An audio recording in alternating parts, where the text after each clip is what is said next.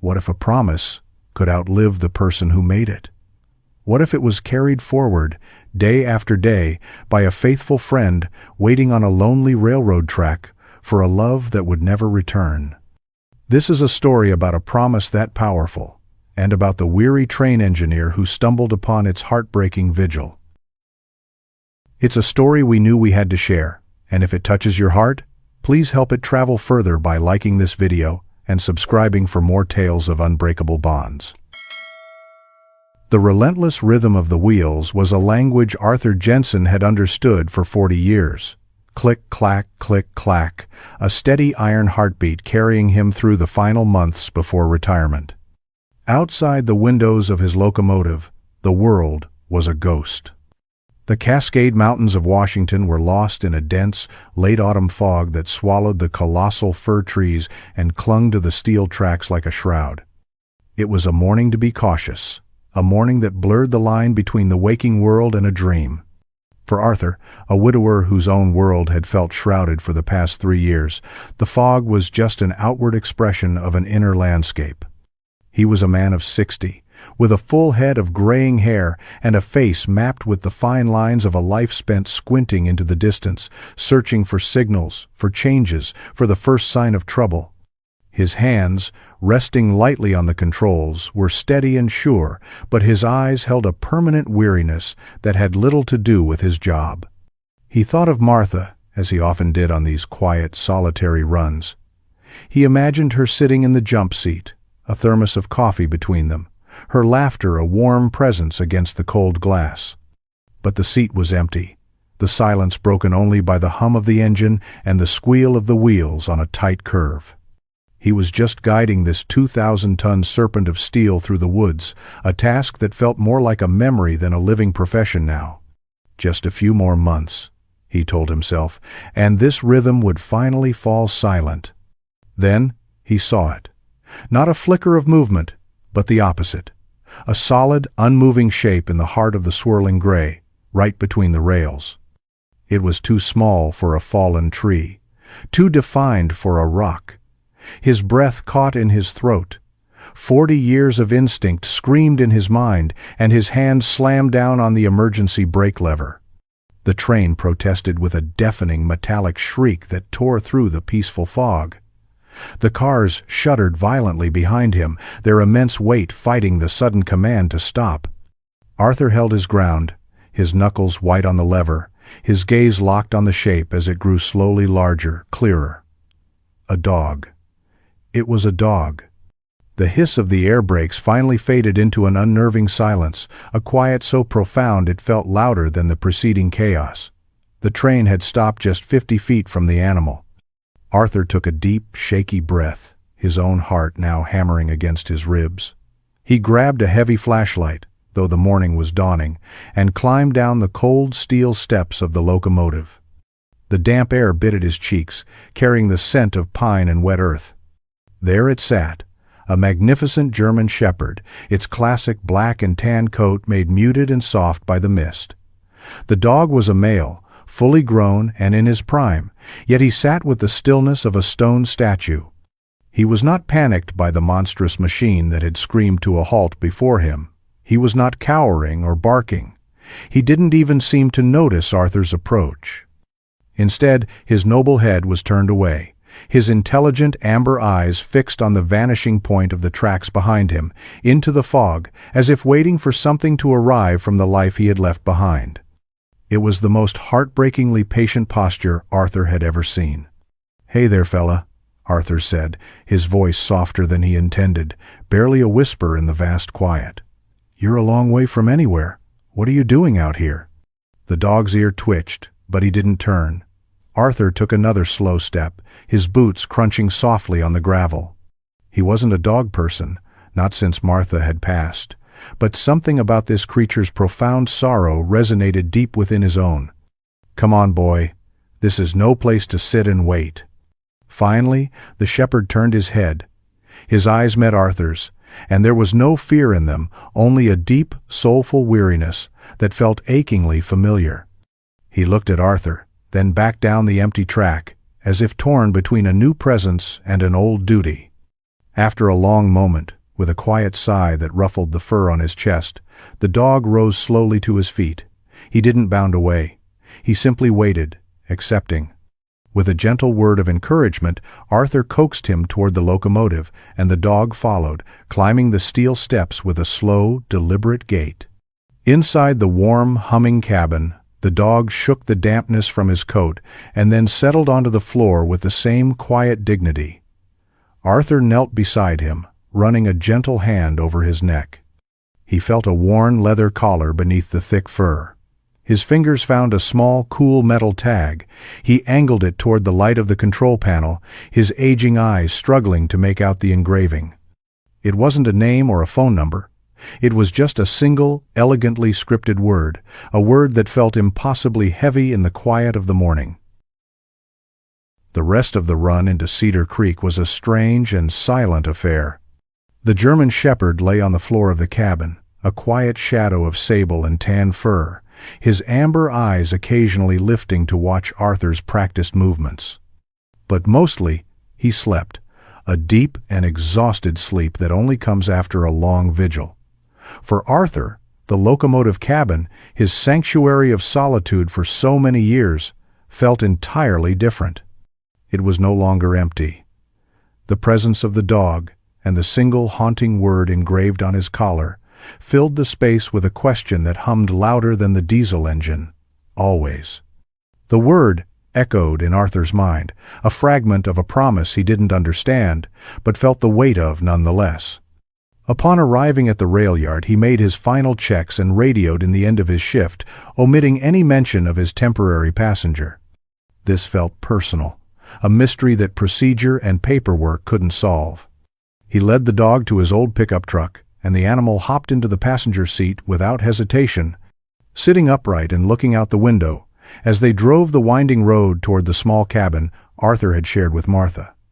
The house was just as he'd left it, neat, quiet, and profoundly lonely. It was a home scrubbed, clean of personality. Everything in its place, as if holding its breath, waiting for someone who would never return. Dust-free photographs of a smiling, vibrant Martha lined the mantelpiece, her eyes seeming to follow him as he walked in, the silent dog trotting at his heels. His first calls were to the county sheriff and then to animal control. The conversations were brief and predictable. "A German shepherd, you say? Black and tan?" No, reports of a missing dog matching that description, Art."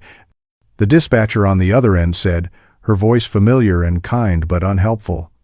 He left his number, but he knew it was a long shot. This dog hadn't seemed lost. He had seemed purposeful, dedicated to his strange, sad mission on the tracks. As evening fell, a quiet routine began to form. Arthur opened a can of beef stew for himself and set a bowl of water and some leftover pot roast on the floor for the dog. The shepherd ate slowly, without the usual canine enthusiasm, then curled up on the braided rug before the stone hearth where Arthur had built a small fire. The crackle of the flames was the only sound for a long time. The silence in the house was different now. It was no longer an empty, aching void. It was a shared quiet, a companionship of two solitary beings. "I don't know what your story is, fella," Arthur murmured, looking down from his worn armchair. "But you're a loyal one. I'll give you that. Waiting out there like that." The dog lifted his head, his soft eyes blinking in the firelight, as if he understood. Later, as the fire burned low, Arthur reached down to gently stroke the dog's thick neck. His fingers traced the worn leather of the collar, feeling its age, its history. He felt the single metal tag again, but then his fingers brushed against something else, something small and hard tucked just behind it, almost hidden in a fold of the leather. Curious, he coaxed the dog to lift his head closer to the warm glow of the floor lamp. He carefully worked the small object free. It was a charm, no bigger than his thumbnail, tarnished with age but intricately made. His breath hitched. It was a perfect, tiny replica of a steam engine's whistle, crafted from silver.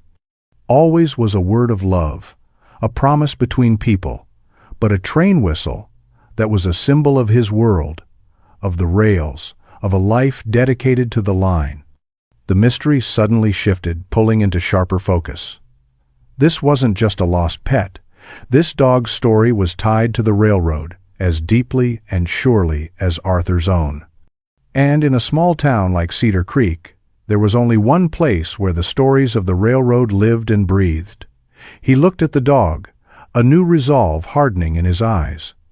"Tomorrow," he said softly, his voice firm with purpose.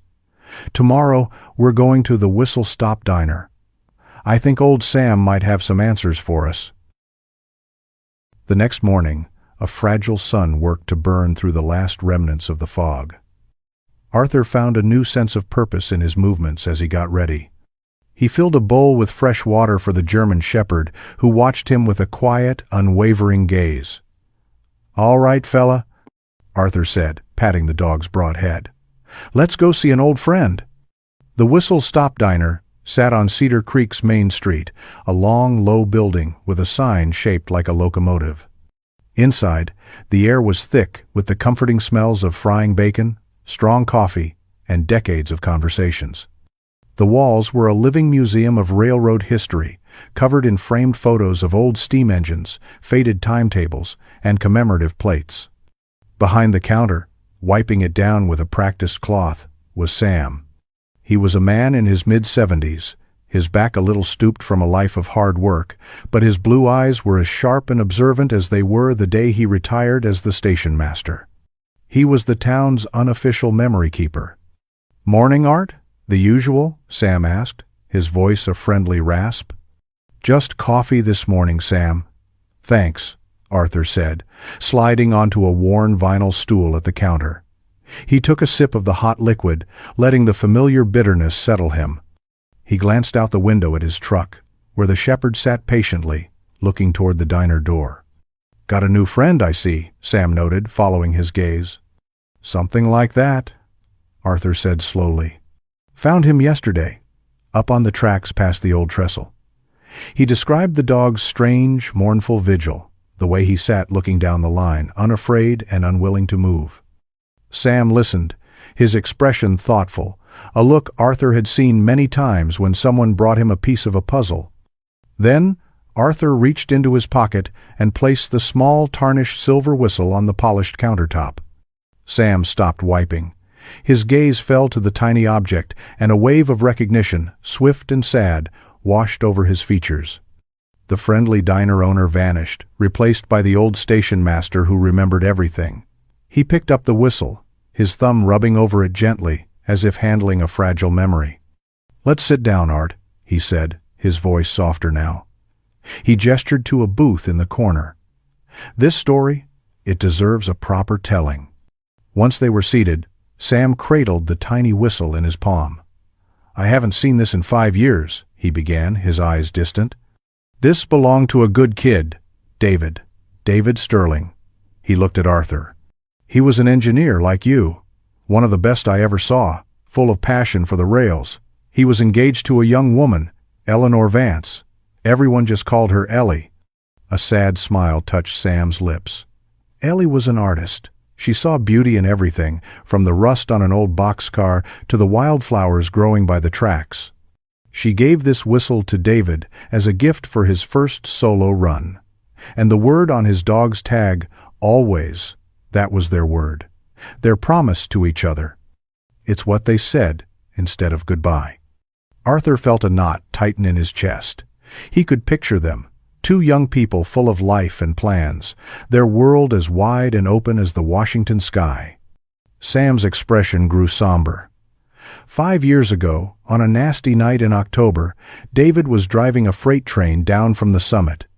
A section of track, weakened by the rains, gave way. The train derailed. He paused, the memory still raw. It happened on their anniversary.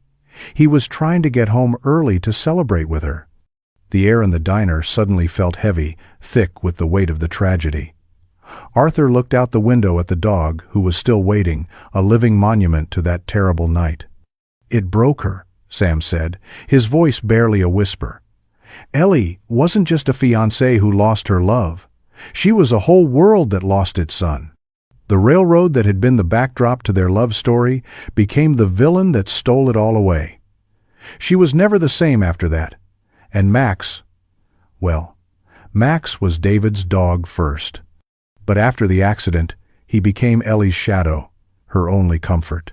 Sam looked directly at Arthur, his eyes filled with a deep, shared understanding of loss. Now I guess you know what that dog was waiting for out there on the tracks. Arthur sat frozen in the diner booth, the warmth from his coffee cup long forgotten. He looked past Sam, out the window to where the German shepherd waited in his truck, and the dog's quiet patience suddenly carried an unbearable weight. The story wasn't over. He could see it in the profound sadness of Sam's eyes. The accident was the beginning of the tragedy, not the end. "So what happened to her, Sam?" Arthur asked, his voice low. "What happened to Ellie?" Sam sighed, a long, tired sound that seemed to carry the weight of the whole town's sorrow. "After the accident," he began, "Ellie built a new life, of a sort. But it was a life made of memories. Every single day, Art, at 3:15 in the afternoon, she would leave her little cottage. That was the time David's train was always scheduled to pull into the yard. And she would walk up to that same spot on the tracks, the one just past the trestle, with Max right by her side, and they would just wait." He paused, letting the image settle. It wasn't frantic. It was a ritual, a quiet, solemn thing. She'd stand there, looking down the empty rails as if she could will his train to appear over the horizon. It was her way of keeping him alive, you see, of refusing to let that final day be the end of their story. For her, as long as she was waiting, he was still on his way home. Arthur thought of his own rituals, the way he still set 2 mugs out for coffee some mornings before he remembered. The way he sometimes turned to share a thought with Martha before the silence of the room reminded him she was gone. He understood. "She did that for 4 years, Sam continued, his voice growing softer. "But grief is a sickness, too. It wears you down from the inside. The light that was Ellie just faded. She got sick last year, quietly. Didn't put up much of a fight. She passed away last fall, almost a year ago now." The final piece of the puzzle clicked into place with a devastating finality. Arthur looked at Sam, his heart aching. "And Max?" "That's the part that gets you," Sam said, shaking his head in wonder. "We all figured the dog would stay home, that the ritual would end with her, but he didn't. The day after her funeral, at 3:15, he trotted out of that empty house and walked the path up to the tracks all by himself. And he's done it every single day since. Through the winter snow, the spring rain, the summer heat. He keeps the watch for both of them now." In that moment, Arthur's perception of the world shifted. He replayed the scene from the day before, the massive engine screaming to a halt, the dog sitting calmly in the fog. He hadn't been waiting for Arthur's train. He hadn't been waiting for any train at all. He was waiting for Ellie. He was continuing their shared act of remembrance, a lone soldier standing guard over a love that time could not erase. The depth of that loyalty, that pure, unwavering devotion, struck Arthur with the force of a physical blow. He wasn't just a man who had found a stray dog. He had stumbled upon a sacred place, a living, breathing memorial to a love story he never knew. This beautiful, sad creature was the keeper of a promise, the last remaining testament to Ellie and David. And in the dog's profound grief, Arthur saw a reflection of his own. He understood the long, quiet years, the ache of an empty house, the instinct to keep a memory alive against all odds. His heart, so long shuttered and guarded, cracked open with a deep, resonating empathy for the loyal animal waiting in his truck. Arthur left the diner that day with the weight of a life story settled upon his shoulders. The next few days passed in a new, quiet understanding. He and Max coexisted in the small cabin, 2 solitary souls orbiting a shared center of grief. Arthur watched as, each afternoon around 3 o'clock, the dog would grow restless. He would pace to the door, look out toward the woods that led to the tracks, and let out a soft, low whine. It was the sound of a duty he could not forsake. Arthur knew then that he couldn't simply keep the dog contained. A memory so powerful deserved to be honored, and a loyalty so deep deserved to find peace. On the third afternoon, armed with a new resolve and a single white rose he'd bought in town, Sam had told him it was Ellie's favorite. Arthur stood up as Max began his restless pacing. "All right, boy," he said softly. "Let's go. But this time, we go together." They walked the familiar path through the forest, but today felt different. The sky was a brilliant, cloudless blue, and the autumn sun cast long, golden shadows through the fir trees. It was a day for clarity, for goodbyes. When they reached the clearing, Max moved to his usual spot, but he paused and looked back at Arthur, waiting. For the first time, they were here as companions.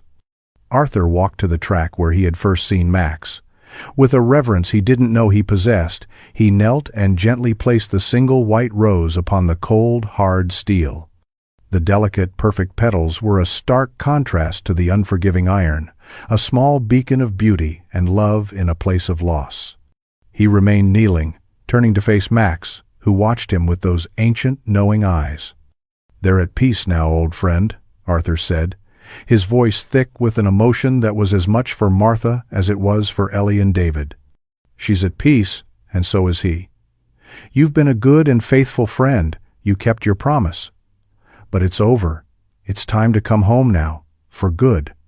He held his breath, his heart aching. Max looked from Arthur's face to the white rose on the track, and then back to Arthur.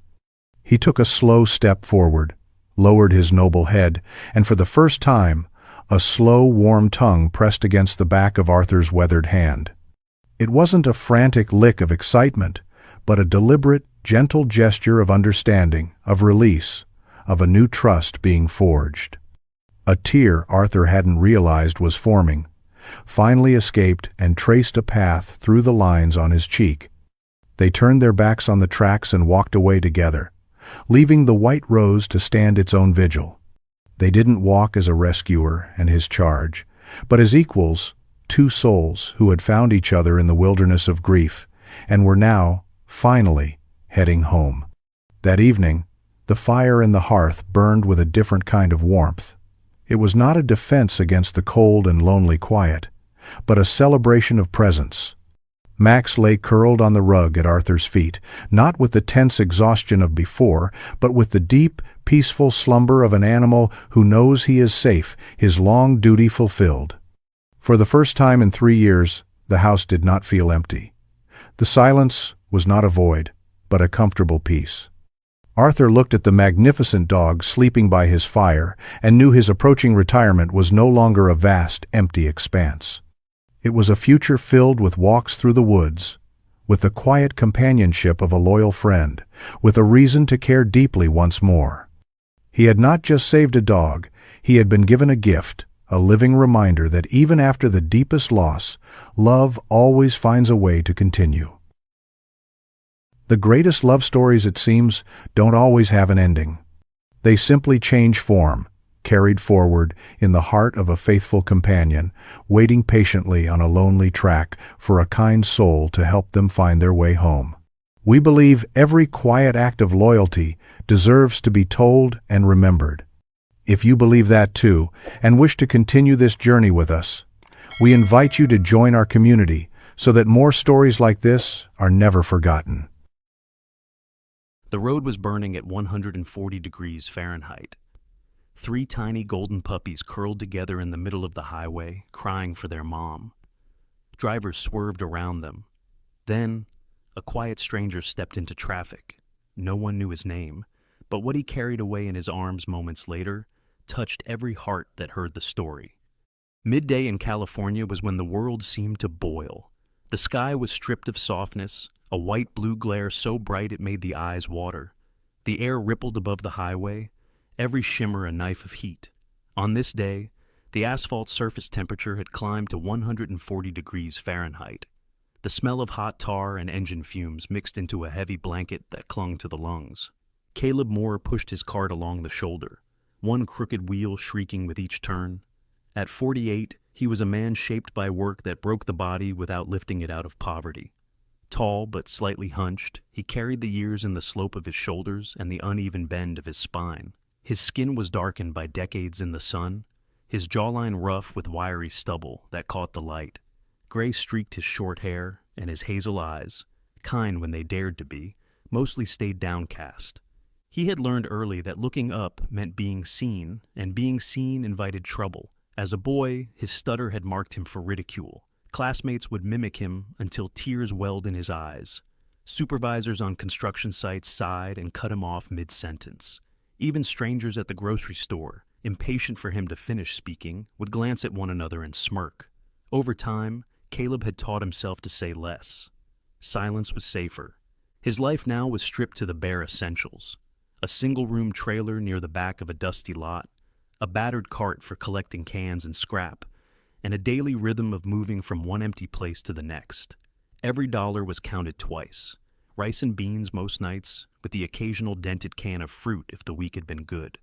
The sun pressed on his back like a weight as he walked, sweat soaking the collar of his faded shirt. The hiss of tires on hot pavement was constant, until something else rose above it. A small, thin sound. Caleb slowed, head tilting. The sound came again. A high-pitched whimper, uneven, almost swallowed by the heat. Far ahead, the shimmer of the road wavered like water. In it, shapes began to emerge. 3 golden retriever puppies, so young their legs were still unsure beneath them, lay in the outer lane. Their fur, dulled from dust and grime, clung in clumps to their bodies. Tiny ribs lifted and fell with shallow breaths. One pup tried to stand. Its paws pressed onto the road's blistering surface, and it yelped, stumbling sideways. It collapsed, panting, its small mouth open, tongue dry and swollen. Another lay still for long moments, before shivering and dragging itself a few inches toward a scrap of shade that didn't exist. The smallest hadn't moved at all, except for the slow rise of its chest. The heat was a predator here. The black top radiated upward, cooking from below, while the sun beat down without mercy from above. The air itself was an enemy, stealing moisture from every breath, pulling strength from every muscle. Caleb's eyes narrowed. He'd seen animals in trouble before. A stray cat stiff and lifeless behind a dumpster. A bird lying still on the sidewalk after the sun had had its way. He knew the signs. These pups didn't have much time. For a moment, he took a step forward. But the thought hit him hard. What could he do? He had no food for them, no money for a vet, no space in his already suffocating trailer. Even keeping himself alive some weeks felt like a losing game. The traffic roared by. Across the way, 2 young men stood in the narrow shade of a chain-link fence, sipping from cans. One of them looked toward Caleb, then toward the dogs, and grinned. Caleb didn't need to hear their words. He recognized the sound of laughter at his expense. He turned his gaze back to the road ahead. He could keep walking. He should keep walking. Someone else, someone with a car, with money, could stop and help. Behind him, one of the pups gave a soft, broken cry. The smallest's head shifted weakly, as though searching for the sound of footsteps that might mean rescue. The heat pressed harder, as if urging him to move, to leave this behind. Caleb gripped the handle of his cart, the metal nearly hot enough to burn through his thin gloves. He set his shoulders and took a step forward. Then another. He didn't look back. On the road behind him, the 3 small bodies lay scattered like forgotten toys, the shimmer of the air around them making them look almost unreal. Their fur caught the light in dull flashes of gold. One lifted its head for the last time that hour, then let it fall again. Caleb kept walking, his shadow stretching long in the noon sun, each squeak of the cart's wheel pulling him farther from the cries he tried not to hear. The noise of the highway followed Caleb like an echo he couldn't shake. He had walked nearly half a mile since he'd turned his back on the 3 puppies, the squeak of his cartwheel grinding into his ears with each step. The midday heat pressed harder with every yard, pulling sweat from his skin in steady streams. His shirt clung damply to his back, and the metal handle of the cart burned against his palms even through the thin gloves. He tried to focus on the ground ahead, but his mind kept sliding back to the image of them. The smallest lying almost still, the others shifting weakly in the molten air. Caleb swallowed, but the dryness in his throat made the motion rough. They were just animals, he told himself. and he was just a man who could barely keep his own life stitched together, yet the thought didn't hold. He knew what being left behind felt like. He knew the weight of watching the world pass without anyone stopping to help. A horn blared somewhere behind him. Caleb's head turned automatically, his gaze sweeping over the traffic, and then catching on the shimmer in the distance. 3 small shapes, barely visible against the road's brightness. One of them moved its head, an unsteady, almost hopeless motion. He stopped walking. The air felt heavier now, the smell of tar sharper. His chest tightened. "Damn it," he muttered under his breath.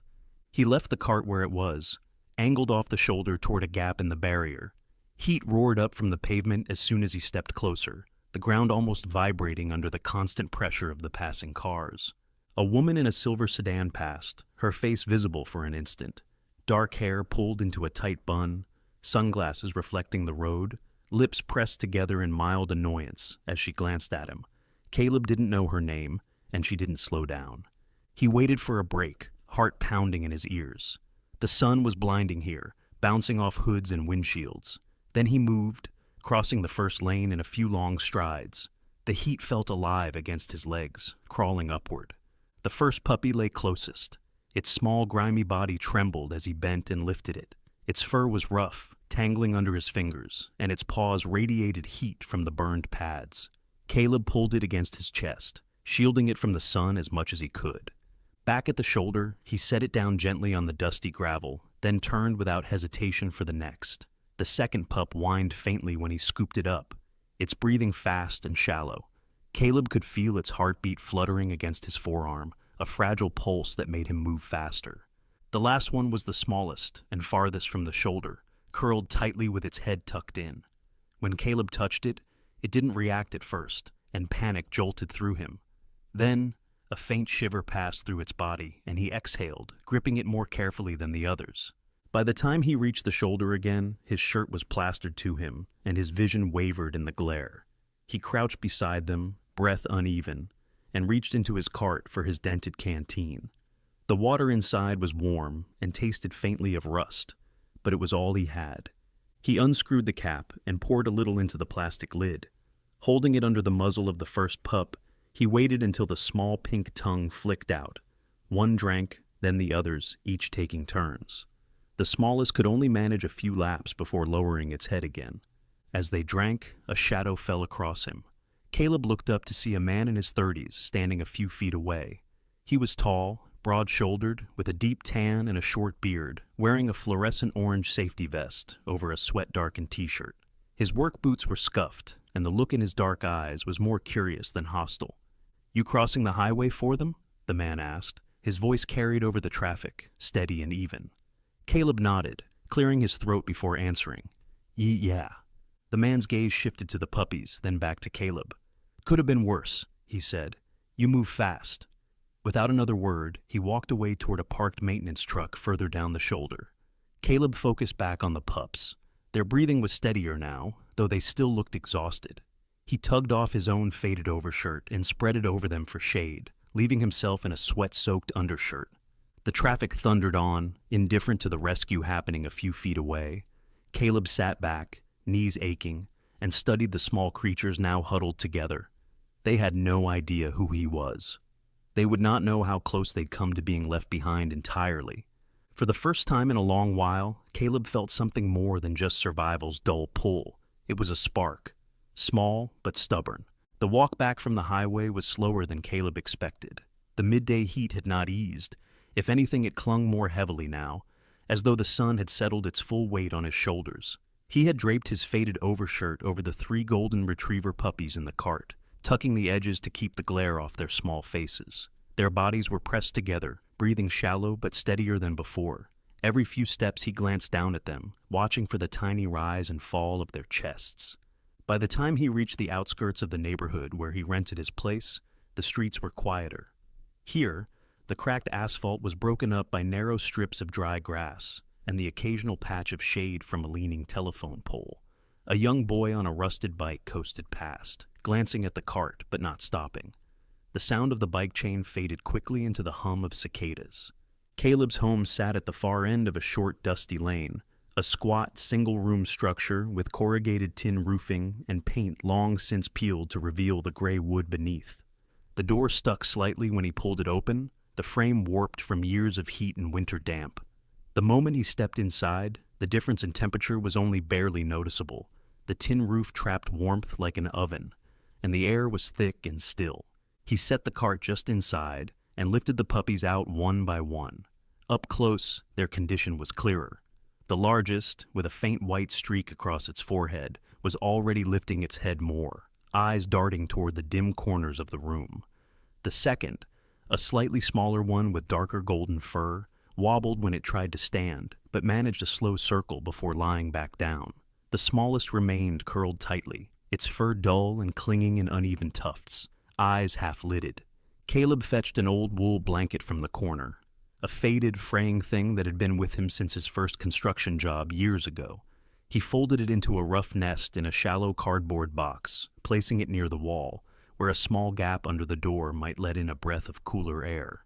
From the single-burner hot plate in the corner, he set water to boil in a dented saucepan, then stirred in a handful of cheap rice. The scent of starch filled the room as he mashed the cooked grains into a thin porridge, adding a splash of the powdered milk he'd bought months ago. It wasn't much, but it would have to do. He spooned a little of the mixture into a shallow saucer and placed it near the puppies.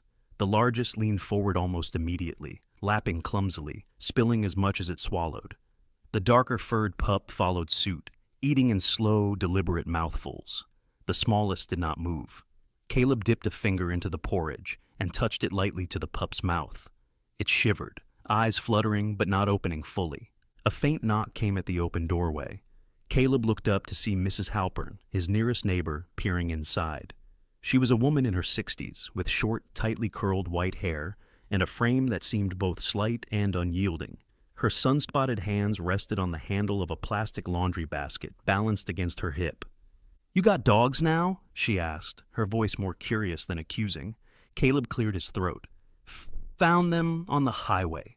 Her gaze dropped to the smallest pup. "That one don't look so good," she said bluntly. Then, softer, "You'll need to watch it tonight." She didn't step inside, but her eyes lingered on the scene a moment longer before she nodded once and continued down the lane, her laundry basket swinging at her side. Caleb returned his attention to the weak pup.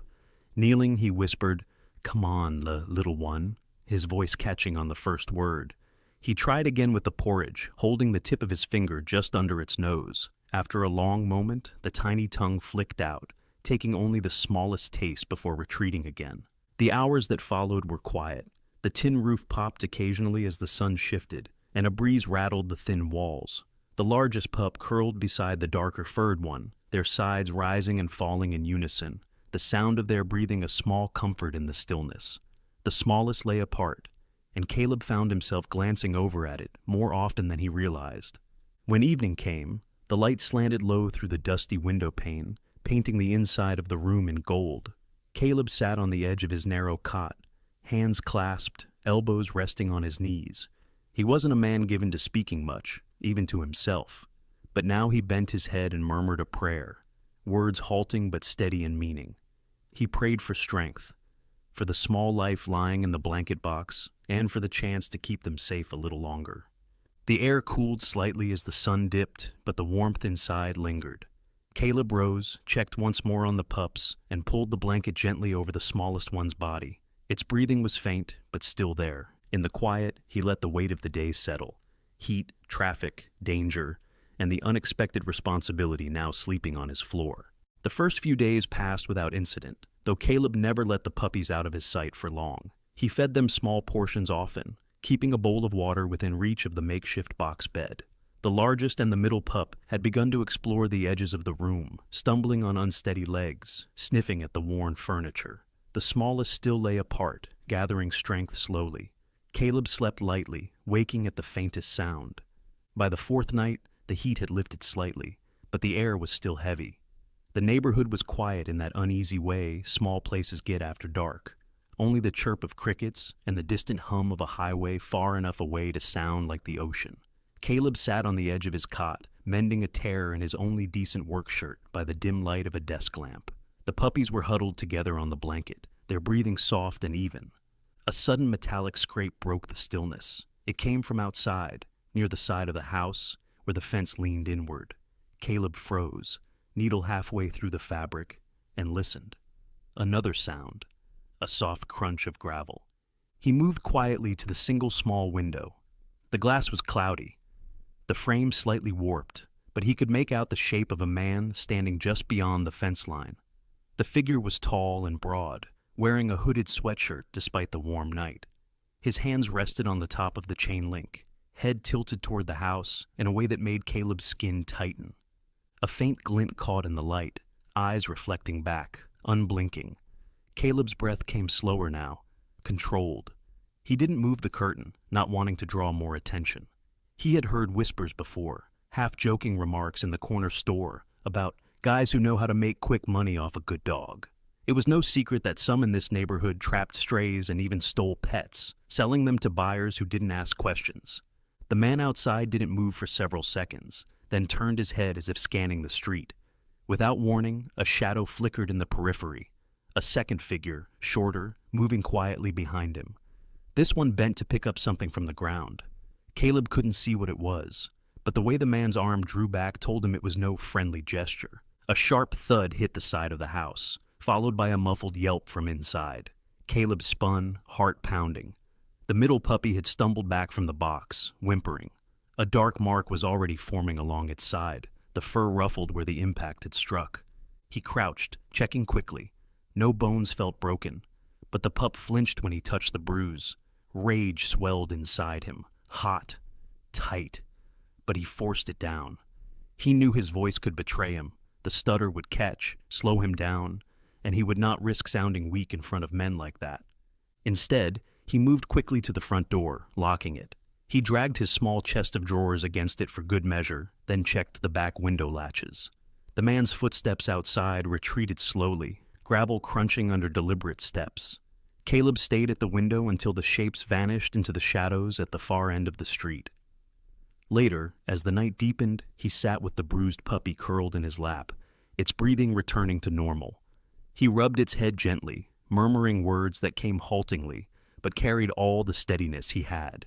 You're safe here. But as he lay back down, sleep came in restless bursts. In the darkness, the memory of those unblinking eyes at the fence lingered like a cold draft through the walls. The morning after the long, tense night, Caleb moved slowly, his body still carrying the tautness of a man who'd slept in fragments. The smallest pup had stayed close to the others, and the bruised one was eating again, though gingerly. Caleb made a note to check the injury later, but for now, he needed to fetch water from the communal tap down the lane. As he stepped out, a familiar voice called from the far end of the street. "Caleb!" The tone was warm but commanding. He turned to see Reverend Thomas Hale walking toward him, the man's stride brisk despite the rising heat. Thomas was in his mid-60s, tall and broad in the shoulders, with a presence that seemed to fill the space around him. His neatly combed silver hair caught the light, and the lines at the corners of his deep-set brown eyes spoke of years spent both smiling and frowning at the people he served. His skin, tanned and weathered, bore the marks of a life spent outdoors in service and labor alongside his congregation. The dark suit coat he wore was open over a crisp white shirt, sleeves rolled up past the forearms. "I heard from Mrs. Halpern you've taken in some dogs," Thomas said as he came to a stop in front of Caleb. His voice carried the steady cadence of a man used to speaking to crowds, but his gaze was direct and personal. Caleb shifted his weight, gripping the water jug in his hand. "Found them on the highway?" he replied, his words halting but clear enough. Thomas's brows knit. "3 puppies in this heat? That's not a small thing, Caleb." He placed a hand on the younger man's shoulder, a solid, grounding gesture. "Let's have a look at them." Inside, Thomas crouched by the cardboard box where the puppies were resting. The largest, curious, sniffed at his outstretched hand, while the darker one wagged its tail tentatively. The smallest stayed pressed against the blanket. "They need to see a vet," Thomas said firmly as he stood. "I'll drive you. I know Dr. Carden. She owes me a favor or two." Dr. Evelyn Carden's clinic sat at the edge of the town, a low building with a blue awning that provided shade to the small porch out front. She was a woman in her 40s, of medium height, with chestnut brown hair pulled into a practical braid. Her pale skin had the faint flush of someone who spent long hours inside, but her green eyes were quick and attentive.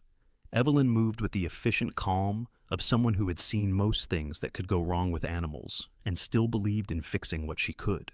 She examined each puppy in turn, speaking in a steady, reassuring voice. Dehydrated, mild burns on the paw pads, and this one, she touched the bruised pup gently, will be sore for a while, but nothing's broken. She handed Caleb a small bag of ointment and another of special feed, explaining how to use each.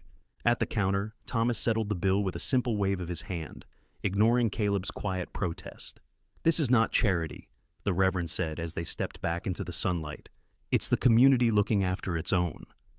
By Sunday, Thomas had shared the story with his congregation. The church, a modest white building with a single steeple, was filled with the low hum of voices and the faint smell of coffee from the fellowship hall. Thomas spoke of the rescue, of Caleb's willingness to step into danger, and of the needs the puppies still had.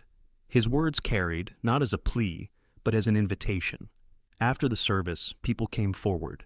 Mrs. Dyer, a middle-aged woman with soft brown eyes and a crown of graying curls, offered an old dog bed her late spaniel had used. A young man named Luke, lanky with a shy smile, brought over a small bag of dry food. Even Mrs. Halpern appeared, holding out a dish towel she said was good for wrapping little ones. In the days that followed, something in the neighborhood shifted. Caleb, who had long kept his gaze low when walking down the lane, now found himself greeted. A man in a baseball cap raised a hand in silent acknowledgement as Caleb passed. A woman watering her garden smiled and nodded toward the pups in his arms.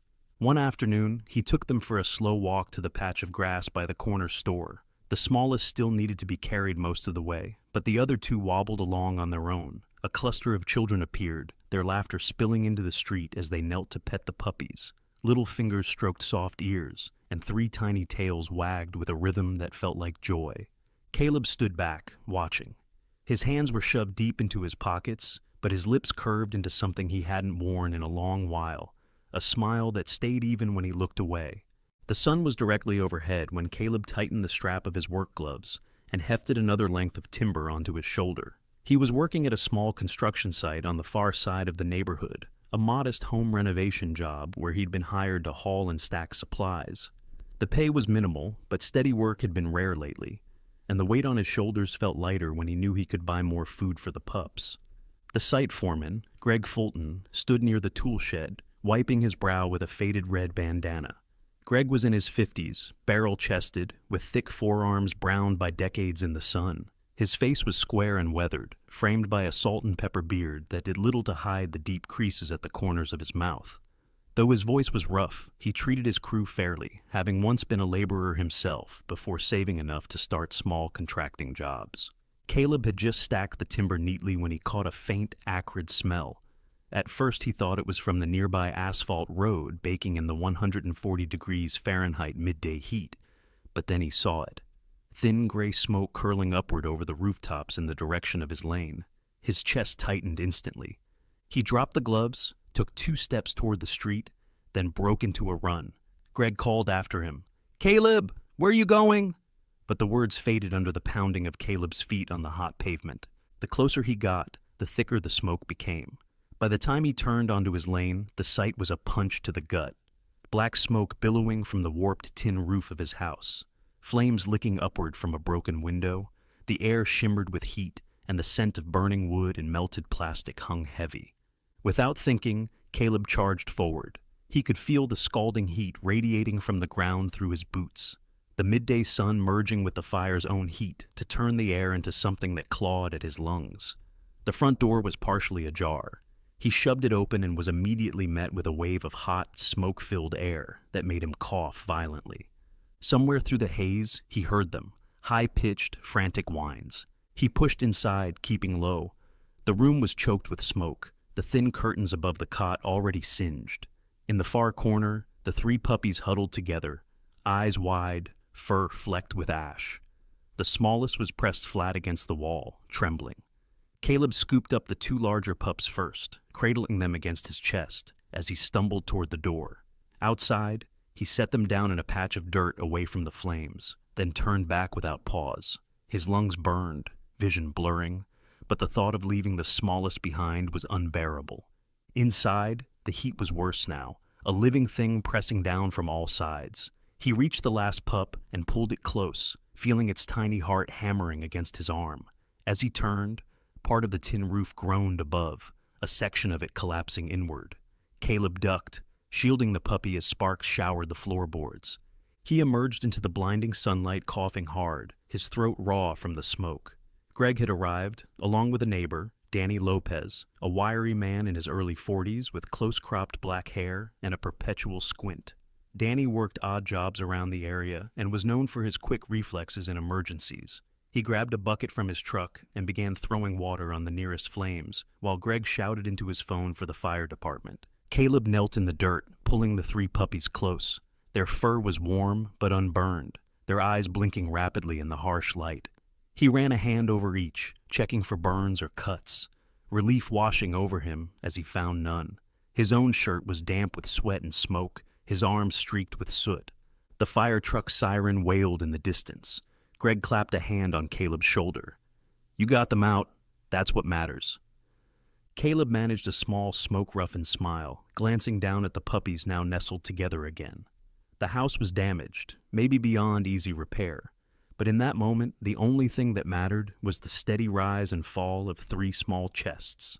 The fire was out by late afternoon, leaving Caleb's small home blackened and warped, the acrid scent of smoke still hanging in the air. He had moved the 3 puppies into a temporary shelter in Greg's storage shed for the night, laying the familiar old blanket on the floor and placing their food and water close. Their fur still held faint traces of ash, but their eyes were bright, and their tails flicked whenever he knelt beside them.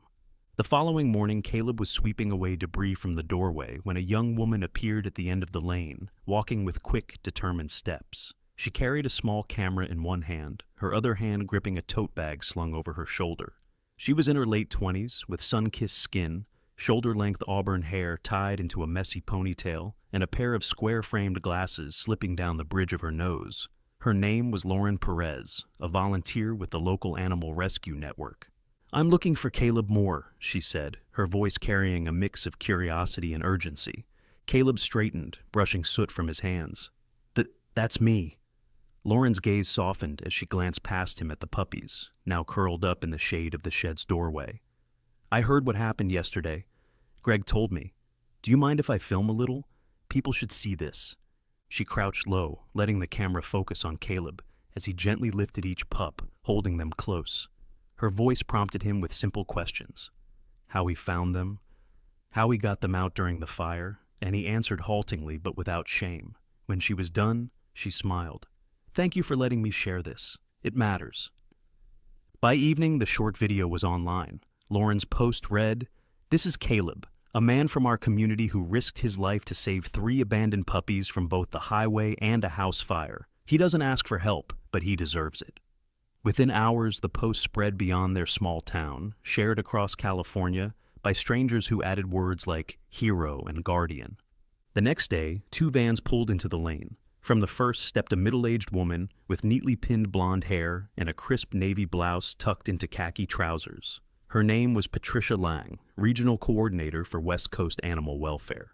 Patricia's handshake was firm, her blue eyes sharp but kind as she introduced herself.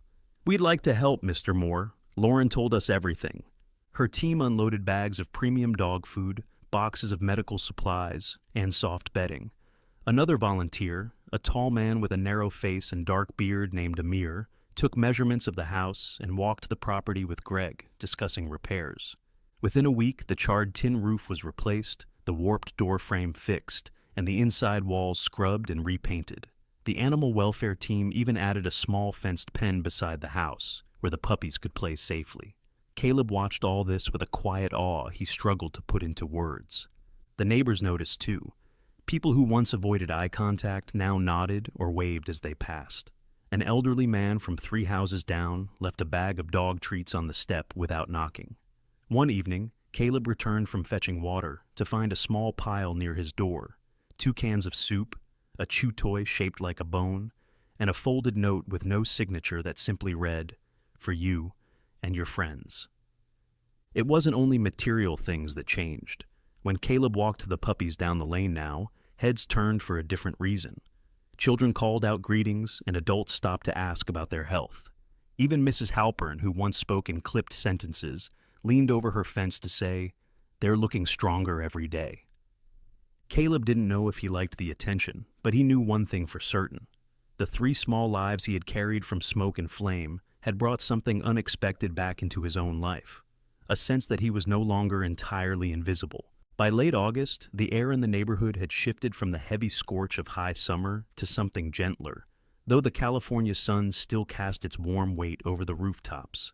Caleb's home no longer stood blackened and broken.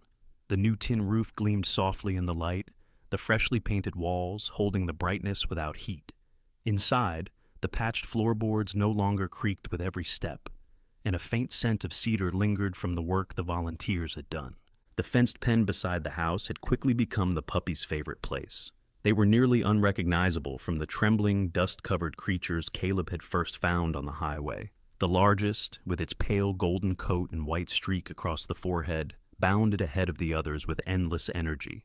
The middle one, a richer, darker gold, had a playful habit of circling back to nip at its siblings' ears before darting away. The smallest, still just a bit more cautious, had filled out into a healthy, bright-eyed companion, its fur now soft and evenly brushed. Together they darted through the grass, the sound of their small paws tapping against the earth, mixing with the distant hum of cicadas. Caleb sat under the wide shade of the old pepper tree near the edge of the yard. Its branches, heavy with feathery leaves, cast shifting patterns of shadow across his face and the worn cover of the Bible resting in his lap. His posture was easier now. His shoulders no longer carried that perpetual inward hunch, and when neighbors passed by on the lane, he looked up and met their eyes. That afternoon, Mrs. Halpern came by, carrying a plate covered in foil. She wore her usual wide-brimmed straw hat and a sleeveless blouse printed with faded flowers. "Brought you some peach cobbler," she said simply, setting the plate on the table beside him. Her eyes lingered on the puppies, now chasing a bright red ball one of the neighborhood children had left. "They've grown," she added, and there was no hint of the sharpness her voice used to hold. Later, a boy named Tyler, no more than 8, with sun-bleached hair and a smudge of dirt across his nose, appeared at the fence with a small wicker basket. Inside were scraps of fabric, neatly folded. "My grandma said you can use these for blankets for the dogs," he explained, his voice careful, as though unsure if he was welcome. Caleb smiled, the expression reaching his eyes. Thank you, Tyler." The boy grinned and raced off down the lane. From the street, Lauren Perez waved as she passed, her camera slung across her body. She had been by twice that week, checking in and taking new footage for the rescue group's newsletter. "They'll want to see the happy ending," she'd said with a wink. As the sun dipped lower, Caleb leaned back in his chair, watching the puppies settle into a heap near the pepper tree. The smallest yawned, its pink tongue curling before it tucked its head under the larger pup's chin. The warm air carried the scent of dry grass and the faint sweetness of the peach cobbler cooling on the table. He opened the Bible and read a familiar passage, the words steady on his lips. He thought of the highway, the fire, the faces of strangers who had stepped forward to help, and of the 3 golden shapes now dozing in the shade. The change in his life hadn't come in a sudden bolt from the sky. It had arrived on small, unsteady legs, with quiet eyes that had asked for nothing more than water, safety, and kindness. When he closed the book, Caleb didn't bow his head out of habit or shame. He looked straight ahead, the late summer light warming his face. In his heart, he felt the answer to prayers he hadn't known how to speak. Not a distant miracle, but a tangible one, right here in the soft rise and fall of 3 small chests beside him. Sometimes, God's miracles don't arrive as thunder from the sky. They come on 4 small paws, with eyes that ask for nothing but love. In Caleb's life, 3 abandoned puppies became the answer to prayers he never knew how to speak, reminding him and us that kindness can turn the smallest rescue into the greatest change. In your everyday life, you may be the miracle someone else is praying for. Never underestimate the power of a simple act, a gentle word, or a helping hand. If this story touched your heart, share it so others can feel the same warmth. Comment below where you're watching from, and subscribe for more stories that remind us of hope. And may God bless you, your family, and all the living souls He places in your path.